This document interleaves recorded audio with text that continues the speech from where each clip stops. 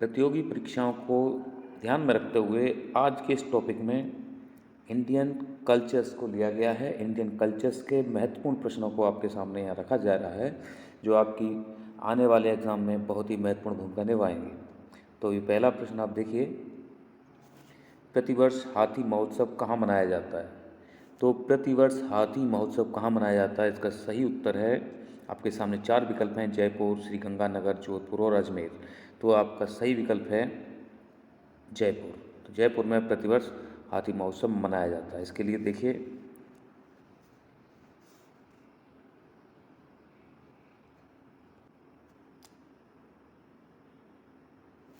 तो हाथी महोत्सव प्रतिवर्ष जयपुर में मनाया जाता है। इसमें हाथियों को सजा धजा कर महोत्सव में लाया जाता है। इसके बाद अगले प्रश्न पर चलते हैं। अगला प्रश्न है आपका, मेदम मेफाई किस प्रदेश का त्यौहार है? मेदम मेफाई ये त्यौहार है असम का।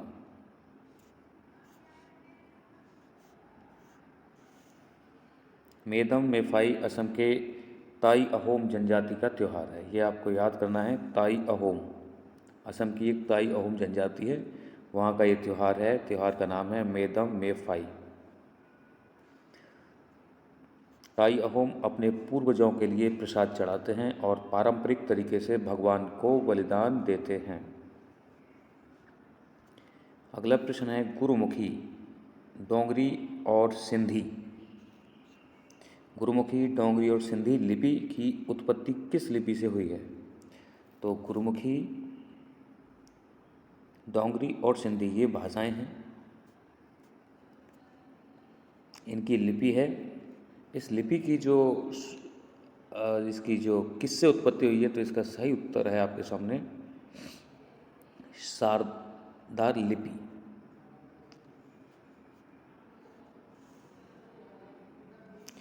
ये शारदा लिपि जो है 8वीं शताब्दी के आसपास विकसित स्क्रिप्ट के ब्राह्मण परिवार की एक लिपि है।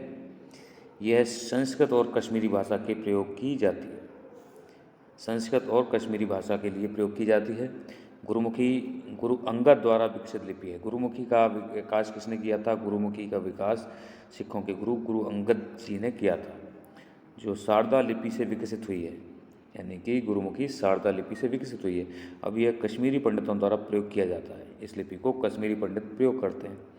तकरारी या टैंकारी जैसे पारदा लिपियों के कई रूप हैं, जो कुकरी लिपि के माता पिता कुलऊ लिपि हिमाचल प्रदेश के कुल्लू में,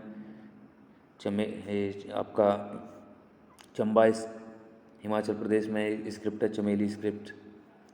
तो इसके बारे में आप अच्छे से समझ लीजिए, ये बहुत ही महत्वपूर्ण प्रश्न है लिपि से संबंधित। इसके बाद अगला प्रश्न है, एजुथनाच पुराकारम किस प्रदेश का सर्वोच्च साहित्यिक पुरस्कार है? एजुथनाच पुराकारम किस प्रदेश का सर्वोच्च साहित्यिक पुरस्कार है? तो इसका सही विकल्प है आपके सामने केरल। तो केरल राज्य का यह पुरस्कार है।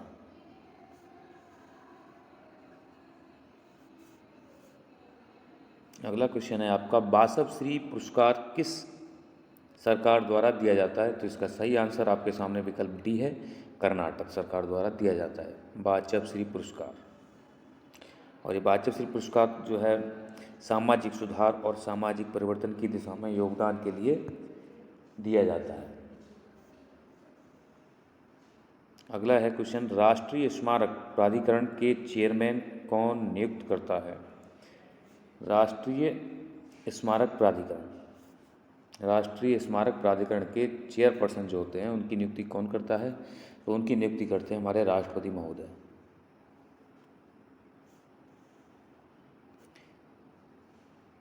राष्ट्रीय स्मारक प्राधिकरण भारत की धरोहरों, स्मारकों की देखभाल के लिए बनाया गया है। इसके चेयरपर्सन्स की नियुक्ति राष्ट्रपति द्वारा की जाती है। अगला क्वेश्चन है, तोमर राजपूतों द्वारा बनवाया गया किला राज पिथौरा कहाँ है? तो तोमर शासकों द्वारा एक किला बनवाया गया था जिसका नाम था राज पिथौरा, वो आपका है नई दिल्ली में। इसके बारे में जान लेते हैं आगे। ये राज पिथौरा नई दिल्ली में। अगला क्वेश्चन है आपका, चिश्ती सिलसिला एक सूफी सिलसिला है जो चिश्ती कस्बे से शुरू हुआ है। ये चिश्त कस्बा कहाँ स्थित है? बिल्कुल, चिश्ती सिलसिला एक सूफी सिलसिला है जो कहाँ से शुरू हुआ था? ये चिश्त कस्बे से शुरू हुआ था। ये चिश्त कस्बा कहाँ पर है? इसका सही उत्तर है आपके सामने अफगानिस्तान।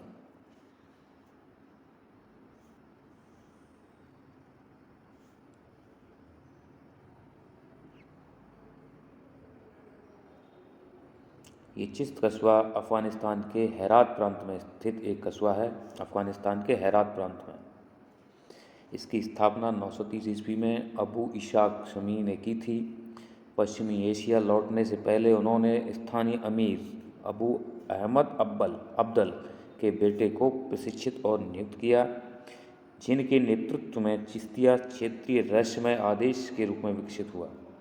चिश्तिया सिलसिला की भारत में स्थापना ख्वाजा मोइनुद्दीन चिश्ती ने की थी। तो यानी कि भारत में इसकी चिश्ती सिलसिले की स्थापना ख्वाजा मोइनुद्दीन चिश्ती ने की थी। इस सिलसिले के अन्य प्रमुख संत कौन कौन से हैं? वो आपके कुतुबुद्दीन बख्तियार काकी, फरीउद्दीन, गंजशंकर, निजामुद्दीन औलिया और अलाउद्दीन अली अहमद सबीर कल्याणी।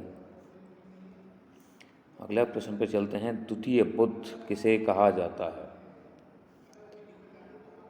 द्वितीय बुद्ध किसे कहा जाता है? तो देखिए, द्वितीय बुद्ध कहा जाता है, ये चार हैं आपके, पद्म संभव, मैत्रेय, अवलोकितेश्वर या अश्वघोष। तो द्वितीय बुद्ध कहा जाता है पद्म शंकर को, सही विकल्प।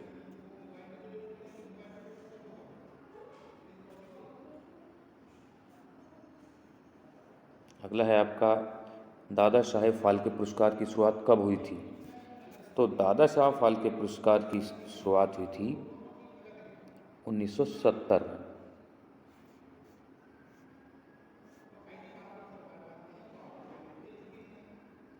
सॉरी, दादा साहब फाल्के पुरस्कार वो हुआ था आपका 1969 में। ये फिल्मी दुनिया में बेहतरीन प्रदर्शन करने वाले व्यक्तियों को यह पुरस्कार दिया जाता है। हर साल रमज़ान पिछले साल से होता है, यानी कि खाली जगह में आपको भरना है। पिछले साल से कितने दिन या कितने महीने या कितने समय पहले होता है वो आप यहाँ देखिए, प्रश्न में पूछा गया है कि दिन। तो ये आपका है 11 दिन पहले।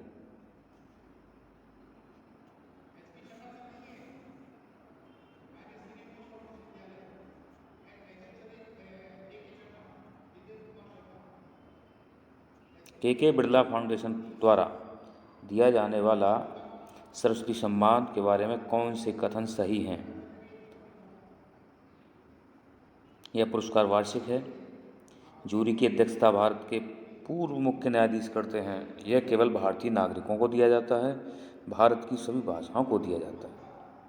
इसमें सही विकल्प है आपका के बिरला फाउंडेशन पुरस्कार, जो सरस्वती सम्मान दिया जाता है। के बिरला फाउंडेशन द्वारा सरस्वती सम्मान जो दिया जाता है, ये याद रखिए सबसे पहले कि के बिरला फाउंडेशन द्वारा कौन सा सम्मान दिया जाता है? सरस्वती सम्मान। तो ये इसका सही विकल्प है आपका सी। ये 1, 2, 3 तीनों सही हैं। वार्षिक है, ये जूरी की अध्यक्षता भारत के पूर्व मुख्य न्यायाधीश करते हैं और यह केवल भारतीय नागरिकों को दिया जाता है।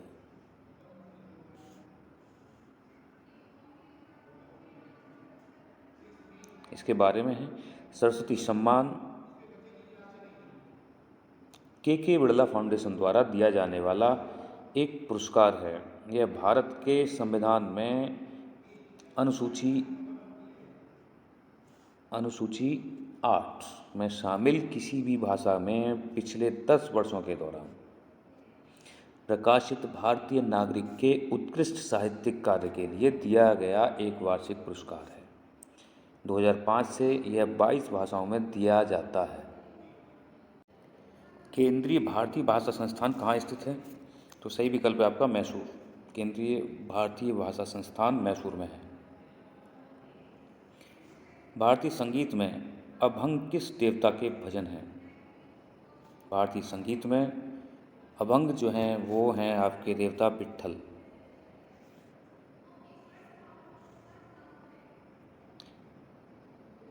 प्रथम अभंग संत तुकाराम ने गाया था।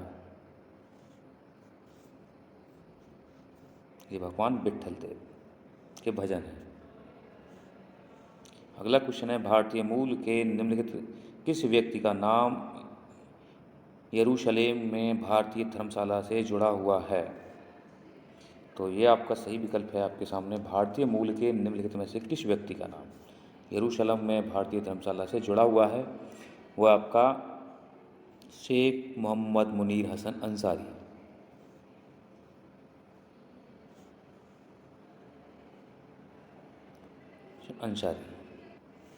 नृत्य रूप लटापद किस नृत्य से संबंधित है? तो नृत्य रूप लटापद किस नृत्य से संबंधित है? तो इसका सही उत्तर है भरतनाट्यम।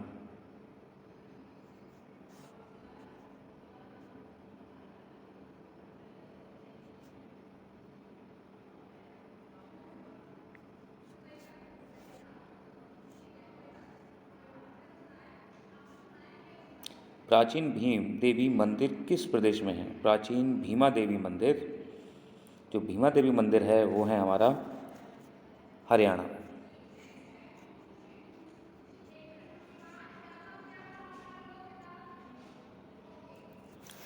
उम्मीद है ये आपके 20 बहुत ही महत्वपूर्ण प्रश्न थे जो कि आपकी परीक्षा में अक्सर पूछे जाते हैं।